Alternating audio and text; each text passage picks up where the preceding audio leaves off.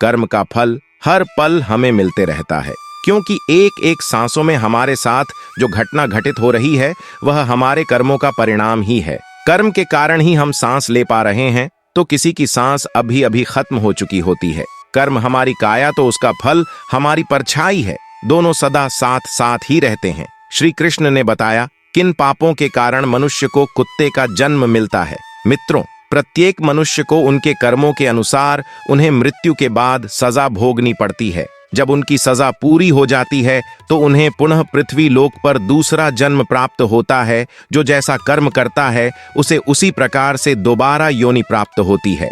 परंतु दोस्तों, क्या आप लोगों को पता है कि किस श्राप के कारण मनुष्य को कुत्ते का जन्म मिलता है, और वह कौन से कार्य हैं जो हम मनुष्यों को अपने जीवन में नहीं करने चाहिए, जिसकी वजह से हमें नर्क में जाना पड़ता है और फिर हमें एक कुत्ते का जीवन मिलता है। मित्रों, हिंदू ग्रंथों के अनुसार इस धरती पर रहने वाले सभी मनुष्यों को मृत्यु के बाद उसके कर्मों के अनुसार अलग अलग योनि में जन्म मिलता है। कुछ धार्मिक ग्रंथों में यह भी कहा गया है कि जो मनुष्य अपने जीवन में बहुत अधिक पाप करते हैं उन्हें एक ऐसी योनि में जन्म मिलता है जिसमें वह अपना दर्द किसी दूसरे को बता नहीं सकते और ना ही किसी के साथ बांट सकते हैं। और दोस्तों, आज मैं आपको यही बताऊंगा कि वह कौन से कार्य हैं जो एक मनुष्य को अपने जीवन में कभी नहीं करने चाहिए, नहीं तो उसे कुत्ते का जीवन मिलना तय है। दोस्तों, आप सभी लोगों से निवेदन है कि इस कथा को और कहानी को सुनने से पहले कमेंट बॉक्स में जय श्री कृष्णा लिखकर, वीडियो को लाइक करके, चैनल को सब्सक्राइब करके बेल आइकन पर प्रेस कर लीजिए, जिससे आप सभी लोग प्राचीन कथाओं और कहानियों से जुड़े रहे। मित्रों, एक बार की बात है, भगवान श्री कृष्ण की प्रिय राधा रानी अपनी सखियों के साथ में अपने नगर बरसाना का भ्रमण कर रही थी। पूरे गांव में उनका इधर उधर आना जाना लगा था। तभी एक घर के पास में देखती हैं कि एक लाचार कुत्ता कुछ खाने की तलाश में खड़ा रहता है। तभी उस घर से एक नौजवान आदमी लठ लेकर निकलता है और उस कुत्ते को दौड़ा दौड़ा कर मारता है। ये सब देखकर राधा जी से रहा नहीं गया। उन्होंने अपनी सखियों से कहा, मेरी प्यारी सखियों, आप सब अपने अपने घर को चली जाओ। अब मैं यहाँ से अपने प्रभु कान्हा के पास जाऊंगी और उनसे कुछ प्रश्न पूछूंगी। फिर वहां से राधा रानी भगवान श्री कृष्ण से मिलने के लिए चल देती हैं। इधर भगवान श्री कृष्ण अपने राजभवन में स्वर्ण से बने हुए सिंहासन पर विराजमान थे। तभी उनके पास राजभवन में उनकी प्रिय राधा रानी पहुंच जाती है और भगवान श्री कृष्ण से कहती हैं, हे कान्हा, जब मैं आज अपने नगर का भ्रमण कर रही थी तो मैंने नगर में देखा कि एक कुत्ता अपना कष्ट भरा जीवन जी रहा था और वह जिसके भी महल के द्वार पर जाता लोग उसे डंडे लेकर दौड़ा दौड़ा कर मार रहे थे और उसे अपने भोजन के लिए इधर उधर भटकना पड़ रहा था, किंतु उसे पेट भरने के लिए कहीं भी भोजन नहीं मिला। तो हे प्रभु, इसे देखकर मेरे मन में एक प्रश्न उठ रहा है और मैं चाहती हूँ कि आप मेरे प्रश्न का उत्तर दें। मित्रों, फिर आगे भगवान श्री कृष्ण कहते हैं, हे प्रिय राधा रानी, आपके मन में जो भी प्रश्न है मुझे निश्चिंत होकर बताओ, मैं तुम्हारे प्रश्न का उत्तर अवश्य दूंगा। फिर राधा रानी कहती हैं, हे प्रभु, मेरा प्रश्न यह है कि किस पाप के कारण मनुष्य को कुत्ते का जन्म मिलता है।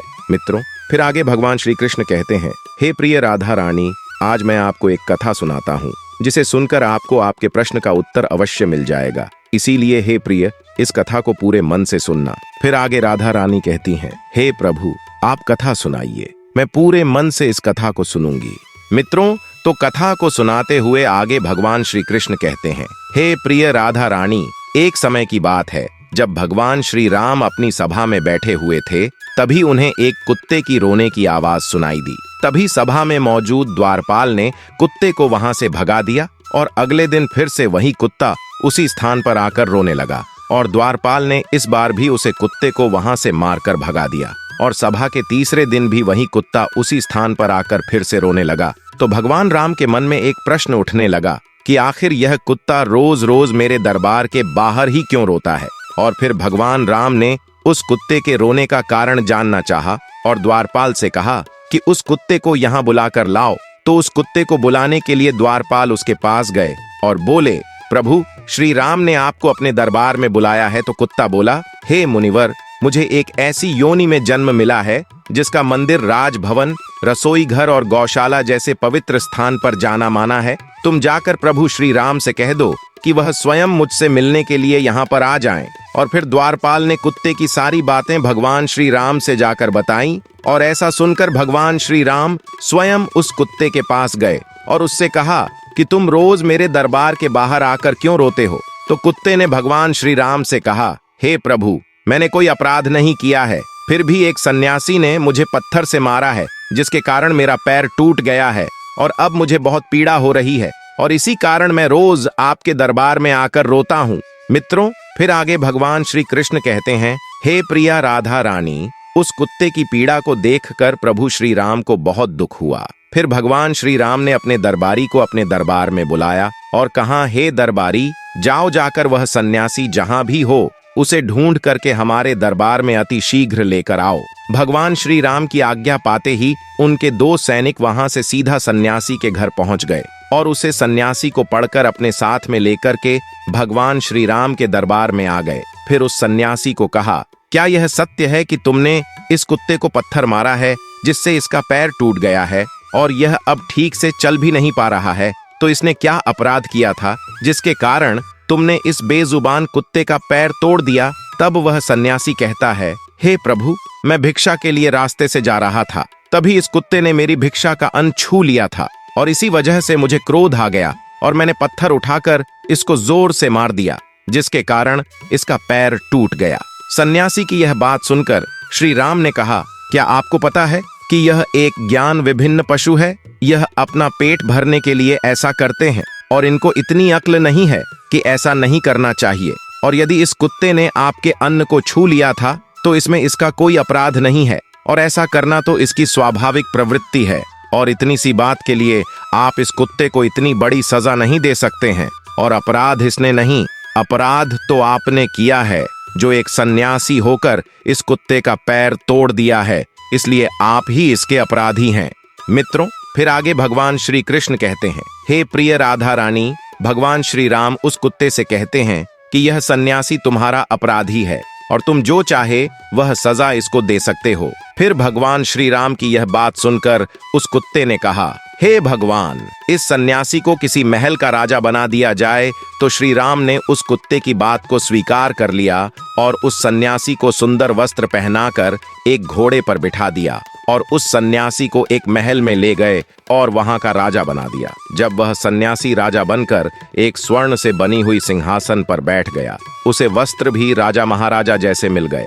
इतनी सारी शान और शौकत को पाकर वह सन्यासी अति प्रसन्न हुआ। फिर सोच रहा था कि मैंने अपने जीवन में कभी सपना भी नहीं देखा था कि मैं एक राजा भी बनूंगा और एक कुत्ते ने मुझे राजा भी बना दिया। सच में इस कुत्ते में अक्ल नहीं है, क्योंकि मैं उसकी टांग तोड़ दी पर उसने मुझे सजा देने के बजाय महल का राजा बना दिया। और यह सब कुछ देखकर लोग बहुत आश्चर्यचकित थे और लोगों ने प्रभु श्री राम से पूछा कि हे प्रभु, इस कुत्ते ने इस सन्यासी को सजा देने के बजाय महल का राजा क्यों बना दिया, जबकि उस सन्यासी ने तो कुत्ते का पैर तोड़ दिया था। और गांव के लोगों की इस बात को सुनकर प्रभु श्री राम ने कहा, इस सवाल का जवाब आप लोगों को वह कुत्ता ही दे सकता है। तब सभी लोग उस कुत्ते के पास गए और उस कुत्ते से पूछा कि आपने उस सन्यासी के साथ ऐसा क्यों किया है? उसे दंड देने के बजाय उसे तुमने एक राज्य का राजा बना दिया है। तो कुत्ता मुस्कुराते हुए बोला, तुम जानना चाहते हो कि मैंने उस सन्यासी को सजा देने के बजाय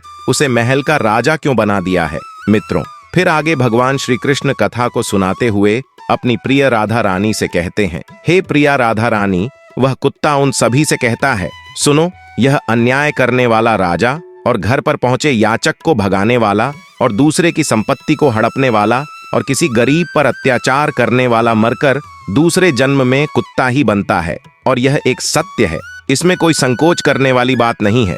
एक राजा ही सबसे पहले गरीबों को सताता है, उनकी संपत्ति को हड़पता है। फिर आगे कुत्ते ने कहा, मैं भी पिछले जन्म में एक राजा था और मैंने गरीबों को खूब सताया था और उनकी मेहनत का धन खूब हड़पा था और मैं भी लोगों के साथ बहुत अन्याय करता था और बेसहाय लोगों और गरीबों की जमीनों को हड़प लिया करता था और अपने से छोटे लोगों पर खूब अत्याचार करता था, जिसके कारण मुझे इस जन्म में कुत्ते का जीवन मिला है और अब मैं अपने पापों का फल भोग रहा हूँ। और मैंने उस सन्यासी को इसीलिए राजा बनाया है ताकि उसे भी अगले जन्म में कुत्ते का जीवन मिले और तब उसे पता चलेगा कि कुत्ते की जिंदगी कैसी होती है और अपना पेट पालने के लिए कितने लोगों से मार खानी पड़ती है और हम कुत्तों का जीवन आसान नहीं होता है। मित्रों, कथा को आगे कहते हुए भगवान श्री कृष्ण कहते हैं, हे प्रिया राधा रानी, यह वही लोग हैं जो पाप धोने के लिए गंगा जी में जाते हैं, किंतु वहां से आते ही फिर से पाप करना शुरू कर देते हैं।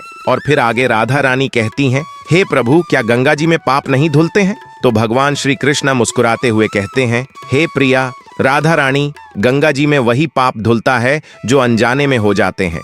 जानबूझकर किए गए पाप कभी नहीं धुलते हैं। और गंगा जी में स्नान करने से वही मनुष्य पवित्र होता है जिसका मन साफ हो और मन में कोई छल ना हो तथा मन में गंदे विचार नहीं। और गंगा जी में छल करने वाले और दूसरों की बहन बेटियों पर बुरी नजर रखने वाले लोगों का कुछ नहीं होता है और प्रत्येक मनुष्य को अपने कर्मों का फल अवश्य मिलता है। मित्रों, इसीलिए आप लोगों से हाथ जोड़कर अनुरोध है कि किसी बेजुबान जानवर को अगर हम लोग एक वक्त पेट भरने के लिए अन्न नहीं दे सकते तो उन्हें कष्ट पहुंचाने का भी हमें हक नहीं है। और आप लोगों से मेरा हाथ जोड़कर निवेदन है कि किसी भी बेजुबान जानवर को कभी भी कष्ट ना दें। यदि कोई कुत्ता या बेजुबान जानवर आपके घर पर आता है तो उसे यदि रोटी नहीं दे सकते तो उसे मारो भी मत, क्योंकि वह भी एक जीव है, उसे भी दर्द होता है और ईश्वर सबके पापों को देखता है। मित्रों, इस प्रकार से भगवान श्री कृष्ण ने अपनी प्रिय राधा रानी को बताया है कि कौन से पापों के कारण मनुष्य को कुत्ते का जन्म मिलता है। शरीर से लेकर आत्मा के माध्यम से की गई छोटी और बड़ी शारीरिक या मानसिक हलचल या क्रिया ही कर्म कहलाती है। कर्मों की गति बहुत ही सूक्ष्म है जिसे बड़े बड़े विद्वान भी नहीं समझ पाते। कर्म का सिद्धांत बिना रुके निरंतर कार्य करता है। इसमें भगवान को देख रेख करने की जरूरत नहीं पड़ती।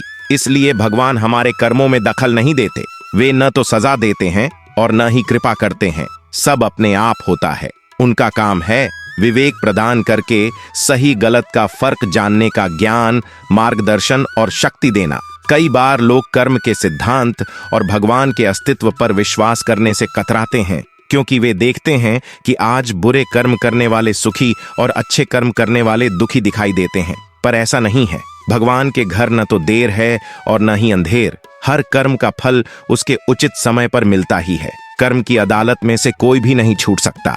मित्रों, उम्मीद करता हूं आप सभी लोगों को यह हमारे द्वारा बताई गई कथा आप लोगों को पसंद आई होगी। अगर आप लोगों को यह कथा पसंद आई हो तो वीडियो को लाइक जरूर करें और कमेंट में जय श्री कृष्णा लिखकर चैनल को सब्सक्राइब करके बेल आइकन पर प्रेस कर लीजिए, जिससे आप सभी लोगों को कथाएं सबसे पहले प्राप्त हो सके। दोस्तों, वीडियो को पूरा देखने के लिए आप सभी लोगों का धन्यवाद।